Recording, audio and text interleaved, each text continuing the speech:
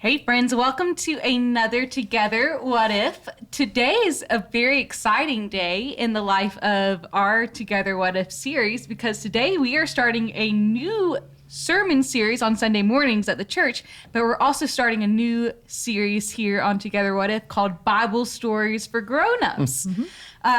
Where we will look more in detail at some of the Bible stories that maybe you heard growing up, maybe some that you've seen portrayed in the media or different stories online or various different places. We're going to kind of look at them with fresh eyes. We did this last year and we looked at more of the Old Testament Bible stories, and some of them were quite dark. And we learned those as children. So we're going to get to see these stories with fresh eyes, and most of them come from the New Testament, right? From the time of Jesus's life. So anyways, now we're going to watch our children share with us the Bible stories as they know it with their own words. So here now, these words-ish from the Gospel of Matthew, chapter 14, verses 22 through 33. All right, today we have with us Miss Reggie Stump, Peyton Monda, Sydney Burns, and Nora Claire and Amelia Hustetler, and they are going to tell us about the time that Jesus walked on water. Who wants to tell me what was happening when this whole story begins? Nora Claire, you want to tell me? Yeah. Tell me what was happening. He told his disciples to go on the boat while he told everyone to go home. Right, so there had been a whole group of people, and Jesus told his disciples, it's time for you to go on the boat. Everybody else go home. And what did Jesus do for a little bit?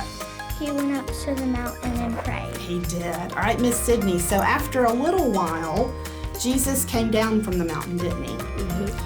So Sydney, was it daytime or nighttime when Jesus came down from the mountain? Nighttime. It was nighttime. And Peyton, do you know where all of the disciples were right now in the middle of the night? Rowing their boats. They were rowing their boats. What was the weather like? Was it a beautiful, quiet evening, or was it very windy and stormy? Very windy and stormy. Very windy and stormy, yes. Did Jesus want to go get on the boat with the disciples, Amelia? He did, yeah. So did he hop in a boat and row out there? No. No. Reggie, how did he get out to the boat? He walked on water. He walked on top of the water? Have you ever walked on top of the water? No. No, I haven't either, but Jesus could, couldn't he? All right, so what did the people on the boat think when they saw Jesus?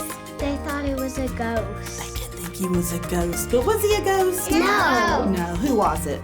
Jesus. It was just Jesus, that's right. So when he got close to the boat, did anybody talk to him? Yes. Who was it? Nora, Peter. tell me who. Peter. Peter. And what did Jesus tell Peter he could do? He could walk out get off the boat and walk out with him. Wow. So did Peter do that, Peyton? He did. And did he sink? No. No, he didn't. What did Peter do with his eyes while he was walking on water? Who did he look at, Reggie? Jesus. He kept his eyes on Jesus, right? And as long as he kept his eyes on Jesus, did he walk on top of the water, Amelia? He did. He didn't sink, did he? And then when he got close to Jesus, what did Jesus do? Hug him. He reached out and grabbed him, and then they both went where? Back on the boat. Back onto the boat. Good job. So Peter learned that he could trust Jesus, right? Can you trust Jesus? Yes. Yes, you can. Amelia, can you trust Jesus? Yeah, you can. Reggie, can you trust Jesus? Yes.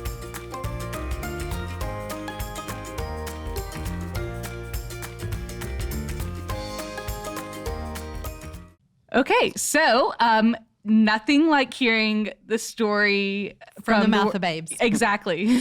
I mean, now you're like, okay, that makes so much sense, right? That was We don't fine. need to clear up anything. We can just go home. That was great.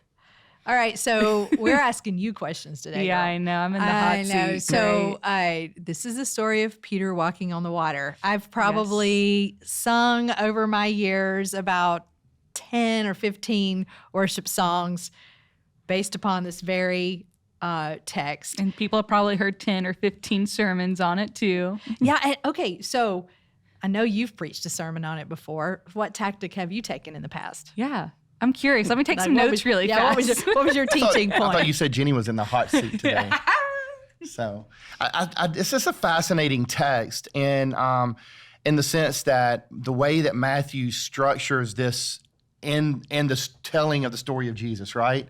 Like in Jenny, I think you talk about, Jesus in Matthew didn't invite the disciples in the boat. He compels them to go in the boat, Basically right? forces them. Yeah, it's like, you guys get in the boat. And so... But he doesn't go with them. So he needed some alone time. And I totally understand that. So, but just the fact that Peter felt that in order to demonstrate his faith, he needed to take this step out of the boat. Okay. And so I'm always kind of taken back by that. Like, if I needed to have my faith demonstrated and I was in that boat, I don't know if I would have been Peter, who would have said, let me come to you if that's really you.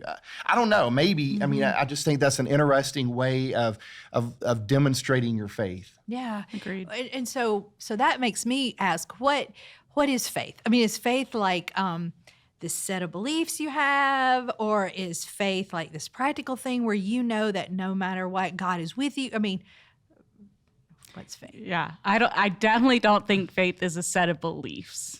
I definitely don't think that's true. I don't think faith is something that you can think through. I think faith is very much trust and living out of that trust in a place of your heart, your mind, your soul, your body, your spirit. But I also think that faith is often fear transformed. And I think that this story shows that a little bit, because you get to see Peter and the disciples have this fear, and you see that fear get transformed into faith. Yeah, because this is not their first storm with Jesus. No, is it? no. Okay. And which is very interesting. There's actually several different accounts of them being on the water in the 4 different gospels.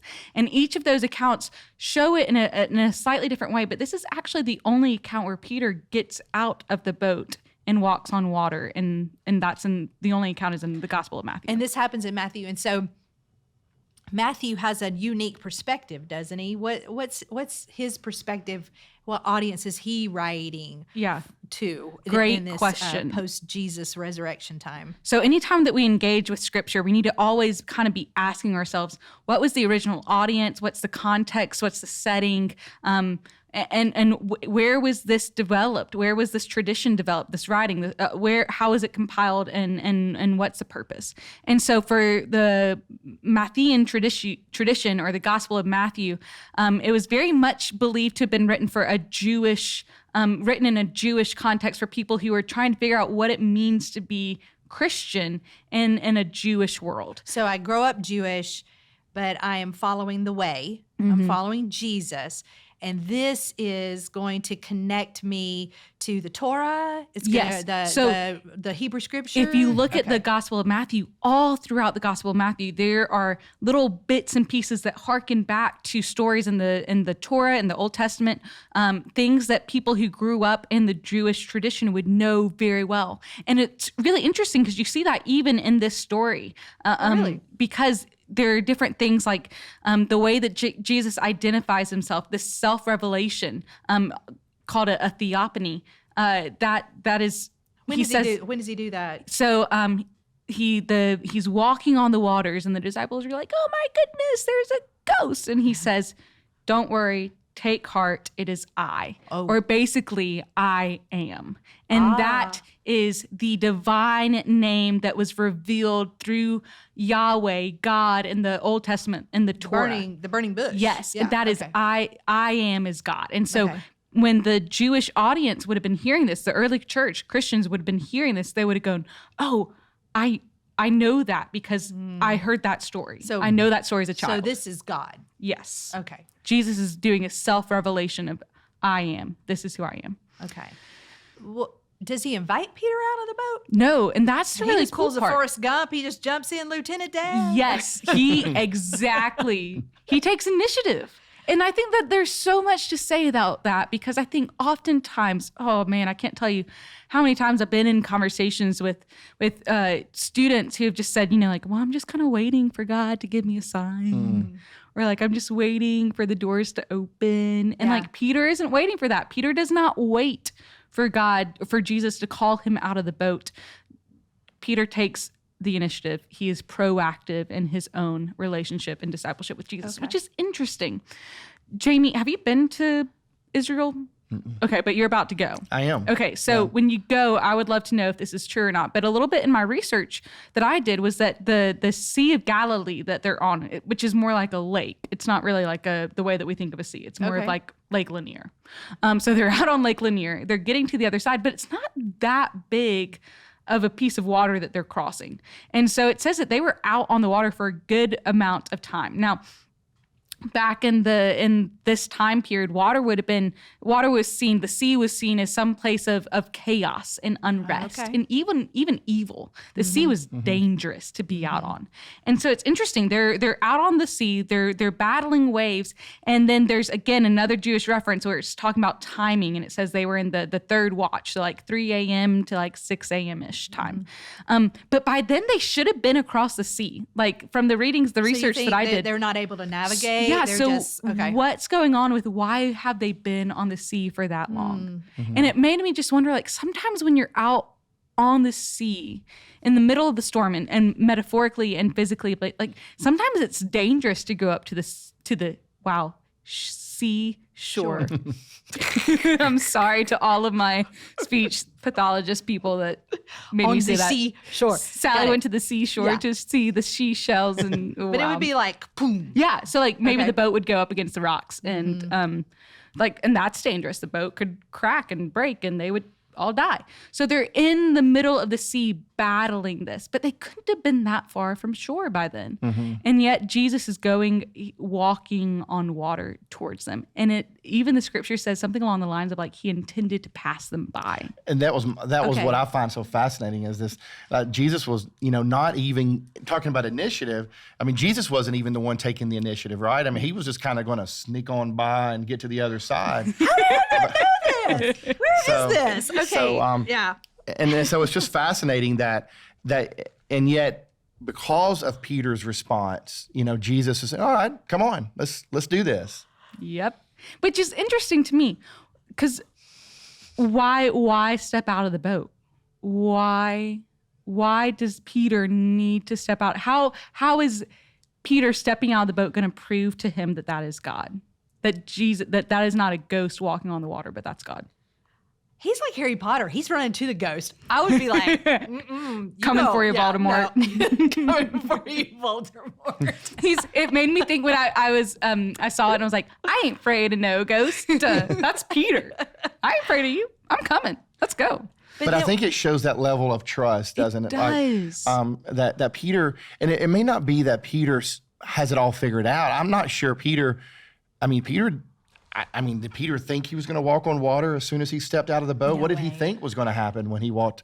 Maybe he's a pretty good swimmer. He thought he would just swim. Well, and we can't forget that They're fishermen. They're fishermen. Yeah. They were used to life on the sea. Yeah. So this whole storm situation isn't new to them, because storms were very common for this region. That's totally new. Yeah. So, yeah, I don't know. Yeah, I don't know. It's an interesting. You're talking about what is faith, and to me, faith is trust, and in what Peter is trying to demonstrate. And so maybe this was as much for Peter as it was for anyone else. It was just saying, okay, let me see where my trust really is. Yeah. And I'm wondering in my own walk with Christ, where do I need to take initiative to demonstrate trust?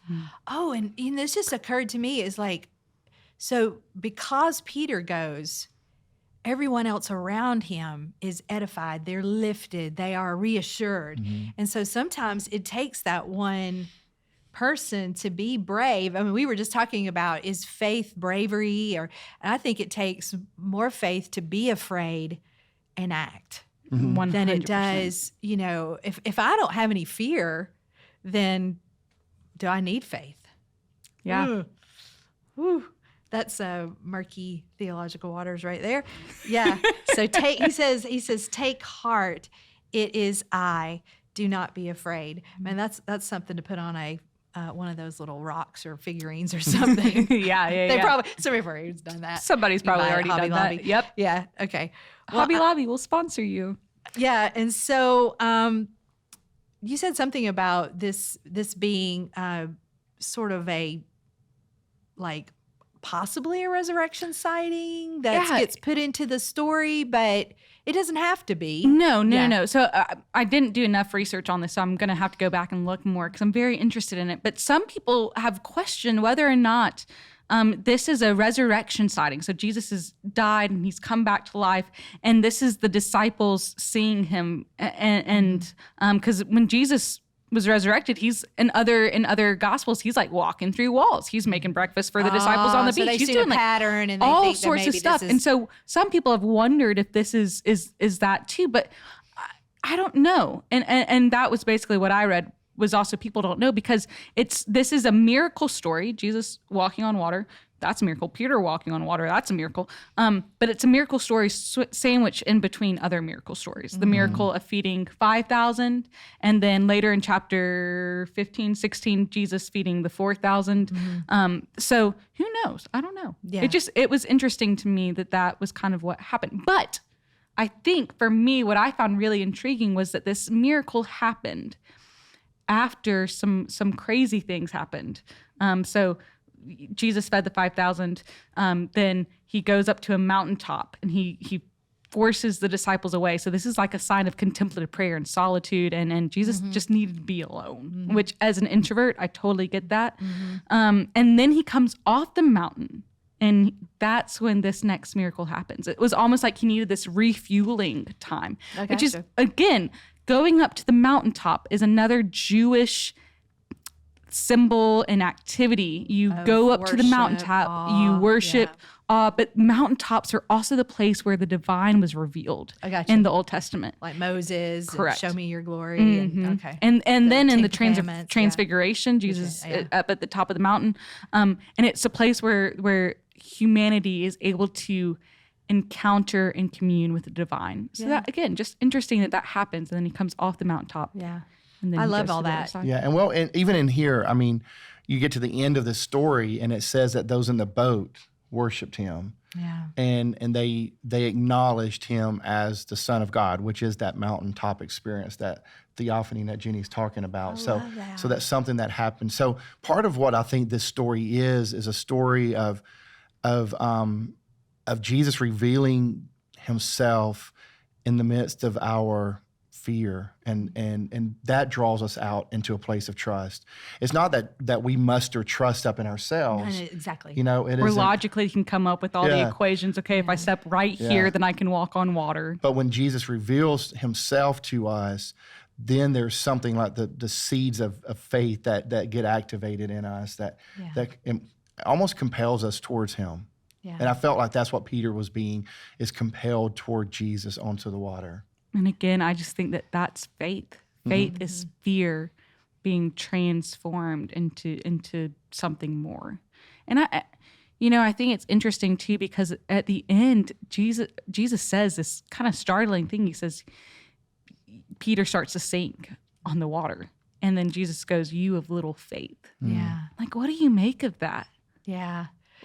It seems unfair to me. Because he's just done this miraculous thing. Yeah. He just showed so much faith, but then he starts to sink. Yeah. Aren't we like that though? Yeah. Yeah, I know I am. I am. We take our eyes off Jesus. We look at the storm around us, and there's thousands of sermons on that. Yeah. But I think it's true. Yeah. What would you say to someone, Jamie? Like, what little faith, Peter? Come on, like, that's not you just showed so much faith by stepping out of the boat in the first place.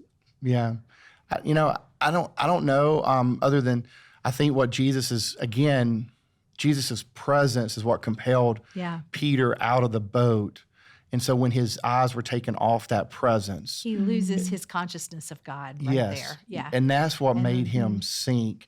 So what is going to be greater? Is it my eyes on my fear? Is it my thoughts on my fear, whatever it is that's causing me to have that fear, or is it keeping my centeredness on the one who I place my faith in? And I think that's the tension that Peter's feeling in that moment, in that of being out of the boat, because he's out of his safety net, right? And he's in the midst of this place where he's surrounded by fear. And we can all name a place like that for our own life. So that would be my encouragement to people that are watching or listening is that, wherever you find yourself surrounded by fear, know that there's one in the midst of that fear compelling you towards him. And in that one, you can find peace. I think that's a great place for us to end today. Hey, thanks for tuning in to Together What If today. As we finish up our discussion, we just encourage you, like and share this. And if you want to support Together What If financially, go to gfumc.com/give. And we just encourage you to come back next week for part 2 of Bible Stories for Grown-ups. And so we're going to let our modern worship team take us out today, singing Stand in Your Love. When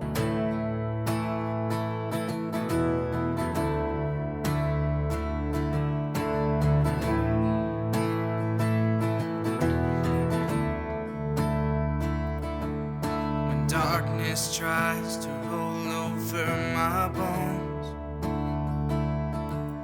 when sorrow comes to steal the joy I own, when brokenness and pain is all I know, I won't be shaken.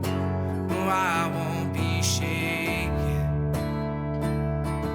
'Cause my fear doesn't stand a chance when I stand in your love. My fear doesn't stand a chance when I stand in your love. My fear doesn't stand a chance when I stand in your love.